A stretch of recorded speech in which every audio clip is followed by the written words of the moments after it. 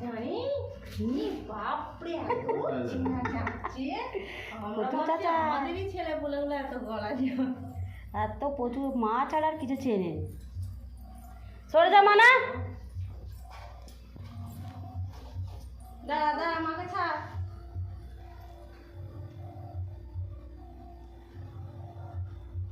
রাজুদের বিয়ে হয়ে গেছে সবাই হয়ে গেছে সবাই উঠ করে কখন চলে যাবে জানে না সব কমপ্লিট উঠ করে কখন চলে যাবে মেয়েটাকে চান করাবো তো বললো তুই দিয়ে দে যখন দিদি আসবে দিদির সাথে আসবে এখন